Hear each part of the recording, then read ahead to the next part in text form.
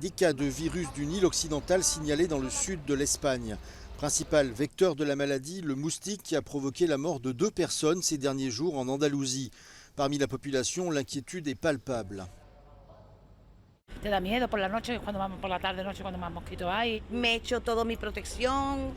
Dans certaines pharmacies d'Andalousie, on signale les endroits où les insectes sont susceptibles de se reproduire, comme les eaux stagnantes. Les moustiques ont été détectés dans des localités proches du fleuve Guadalquivir, comme la ville de Coria del Rio, dont les habitants ont réclamé aux autorités des mesures de protection efficaces. La maladie s'est propagée à Séville, Huelva, Cadiz, Cordoue et dans la région d'Estrémadure, où 3 cas ont été confirmés. Outre l'Espagne, la Roumanie a également constaté une propagation du virus du Nil occidental. Une personne est décédée et 22 autres ont été infectés par les moustiques depuis le début de l'été. Selon l'Organisation mondiale de la santé, 80% des personnes infectées ne présentent aucun symptôme et le risque de développer une forme plus grave de la maladie est plutôt rare. L'OMS précise également que les personnes âgées de plus de 50 ans et les patients immunodéprimés sont les plus à risque. Les recommandations en matière de protection sont multiples. Elles vont de l'application d'un insectifuge sur la peau, les vêtements et si possible à l'évitement des sorties au crépuscule et à l'aube, des périodes où les moustiques sont particulièrement virulents. L'Espagne entend coopérer avec la Mauritanie afin de lutter contre la hausse de l'immigration irrégulière vers les îles Canaries. Le Premier ministre espagnol Pedro Sánchez, pour qui la question migratoire relève de principes moraux de solidarité et de dignité, souhaite établir des voies d'immigration légales avec l'Afrique. La migración no es un problema, es una necesidad que implica ciertos problemas. Y por ello debemos impulsar fórmulas que nos permitan gestionar de una manera humana, segura, ordenada. Les îles Canaries, proches des côtes africaines, servent de tremplin aux migrants pour rejoindre l'Europe. Depuis janvier dernier, plus de 22 000 migrants sont arrivés sur les côtes de l'archipel, selon le ministère espagnol de l'Intérieur. Pedro Sánchez, qui s'est entretenu avec le président mauritanien Mohamed Ould Ghazouani, a dit vouloir fonder un programme de migration circulaire avec la Mauritanie. Le Premier ministre espagnol, qui effectue une tournée de 3 jours en Afrique de l'Ouest, se rendra également en Gambie et au Sénégal, pays dont partent également de nombreuses embarcations de migrants.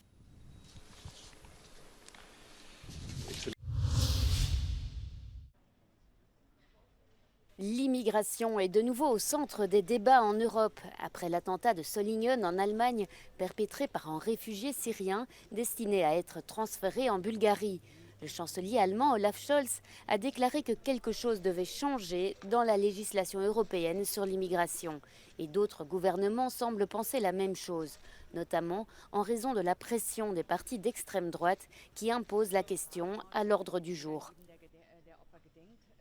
Many governments around the council, which is an institution, which is an EU institution, are obsessed with security, with the security dimension towards migration. And more than that, we are all aware in the European Parliament that there are many governments who see migration as a kind of a threat, as a kind of a menace, as a kind of a crisis to EU security or to EU identity.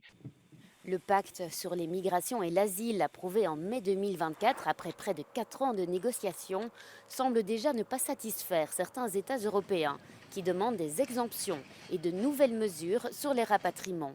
Ce dernier point s'annonce crucial.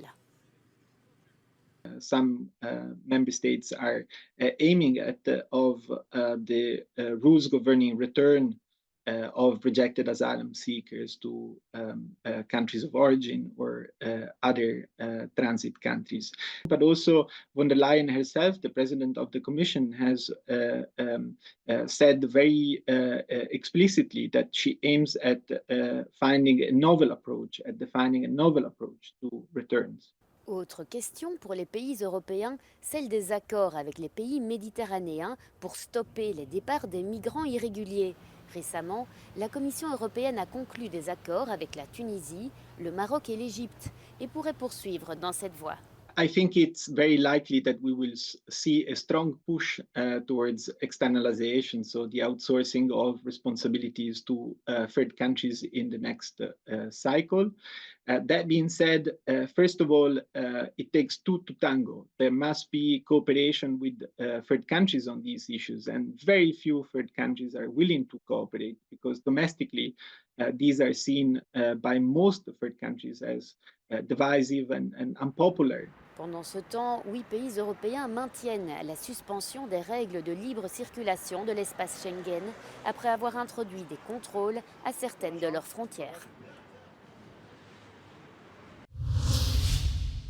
France's political headache is far from being resolved.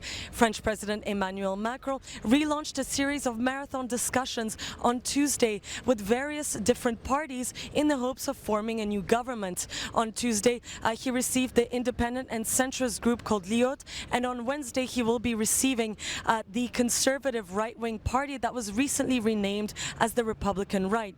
However, the New Popular Front, the left-wing coalition that won the most seats in the snap parliamentary elections but came short of an absolute majority, has refused to participate in these talks after Macron rejected the possibility of any left-wing government, claiming that it could endanger institutional stability as it would not survive a confidence vote in parliament. But with the upcoming Paralympics opening ceremony on Wednesday night and Macron's visit to Serbia at the end of the week, while naming a prime minister is becoming more and more urgent, and that's because the resigning government under the Prime Minister Gabriel Attal has now been handling current affairs for more than 40 days, and it's an unprecedented situation in France since the post-war period. And the clock is also really ticking because the government needs to present the crucial nation's budget plan by October 1st, and right now it's looking like France is heading towards a hung parliament with none of the three main central political blocs looking like they want to form any sort of coalition. Sofia Katsenkova reporting from Paris for Euronews.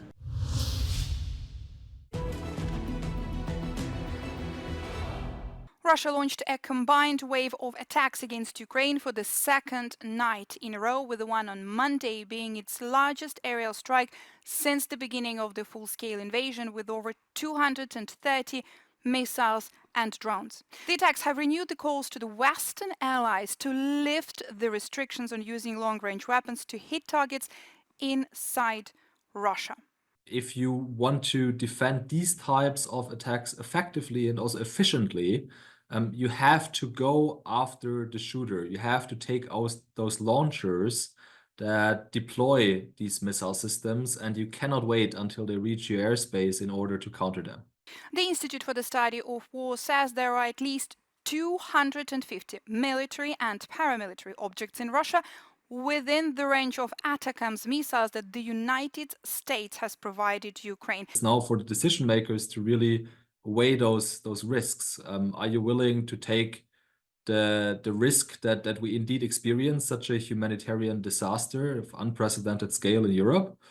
Or do we take those residual risks in terms of escalation management and potential Russian responses, and allow Ukraine to finally employ these Western weapon systems against Russian targets deeper inside Russian homeland? Washington currently only allows strikes using the US-provided HIMARS equipped with guided multiple launch rocket system at maximum, permitting Ukraine to strike only about 20 out of the 250 objects it could strike with ATACMS. This is the yellow area here. Now, the Institute for the Study of War says Ukrainian forces do not have to strike every single Russian military and paramilitary object in Russia within the range of Western-provided weapons in order to start generating significant operational pressures on the Russian military. But lifting those restrictions would generate a serious Ukrainian long-range strike threat that would force a decision point on the Kremlin and likely prompt the Russian military command to significantly reconfigure assets throughout the deep rear to protect against Ukrainian strikes. Le responsable de la politique étrangère de l'Union européenne a appelé à un cessez-le-feu humanitaire immédiat de 3 jours dans la bande de Gaza, afin de permettre à la population d'être vaccinée contre le poliovirus qui se propage rapidement. Dans un post sur la plateforme sociale X mardi, Josep Borrell a déclaré que la propagation rapide de la polio menace tous les enfants de Gaza, déjà affaiblis par les déplacements, les privations et la malnutrition. Les agences des Nations Unies, l'Organisation mondiale de la santé et l'UNICEF sont prêtes à vacciner environ 640 000 enfants. Près de 30 organisations humanitaires ont écrit une lettre sur la perturbation extrême de leurs activités par les opérations militaires israéliennes. Oxfam est l'une d'entre elles et affirme qu'elle ne peut pas atteindre les civils palestiniens avec un minimum de sécurité. A truce of 3 days is first of all, totally insufficient to tackle the polio crisis in Gaza. And second, well, it's not a truce that we need, it's a ceasefire. The population is in constant displacement, so it's extremely difficult to provide humanitarian aid in Gaza at the moment with a population which is constantly on the road or is not able to stay in one place for more than a few days. La maladie de la polio est réapparue plus de 20 ans après avoir été éradiquée à Gaza, alors que l'enclave déchirée par la guerre est soumise à des opérations militaires israéliennes depuis 10 mois.